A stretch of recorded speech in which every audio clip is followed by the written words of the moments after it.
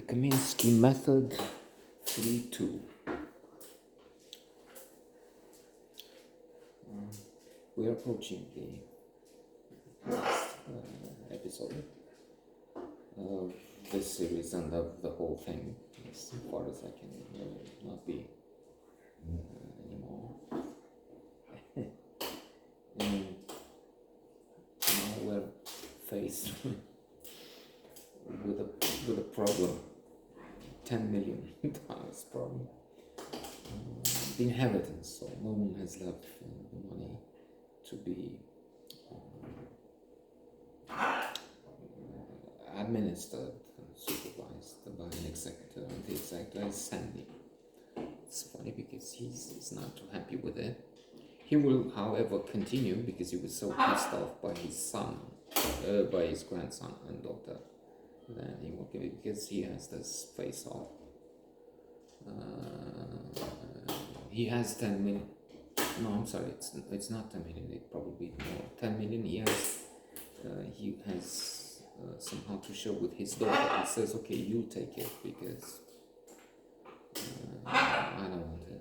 Why? Look, a fancy car now. Go with your girlfriends. It's so sexy for an old man to be unable to get out of his own car. Because she mentions Porsche, Ferrari maybe. So you'll have it. But this is where it's getting complicated. He was worried about the boyfriend who was apparently soon married, Mindy. So there's some strings attached, as in don't tell him. Oh, I don't trust my own mother with 10 million. So there's this. You tell him it's 5 million. So it's your choice. Or you get 10 if you don't tell him. So that's one side of the will, the money. But now he has to face the daughter and grandson, her son, in fact, and tell him he's the executive. Okay, it's don't need. Well, so Sandy says, what I'm gonna do, I'm gonna give you some amount each month, and then according to Norman's wishes, he will always worried that they will be reckless. I will see to it that you don't waste. Oh no. Otherwise, we don't want you to. Well, my lawyer will contact. Okay, if you contest the terms of the will, it will all go to charity. Okay, well, we'll make a charity. So it's a bit funny in this exchange, which is also selfish, of course, and ungrateful and contemptible to a certain extent. How much? 4,000 each month. Make it 4,000 a week. No? So they're confronting each other on that. Well, to conclude, daughter and grandson are wrong because studies have shown that this is not a secret. First of all, the positive psychology and other studies, psychology in general, look at the happiest people. What they have in common is not great wealth, billions and billions of dollars, but there could be, that's not excluding, you could have billionaires that are happy.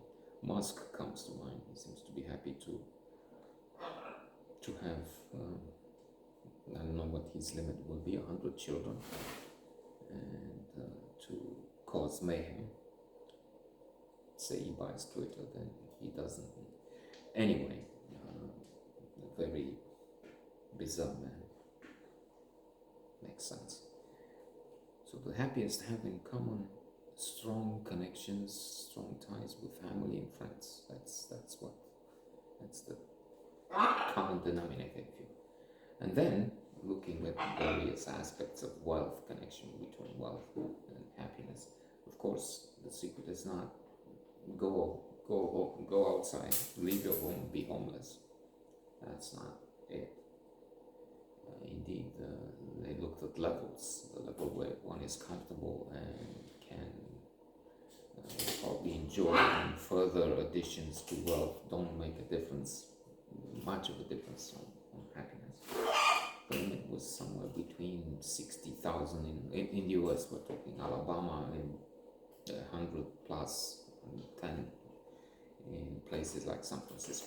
Now with the inflation and changes, it's been some years since that test. Who knows? Maybe it's 100,000. I'm not.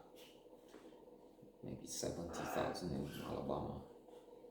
A poor place that wants Trump land, and poor spiritually and otherwise, materially. Facetious. And who knows? 200,000 in San Francisco.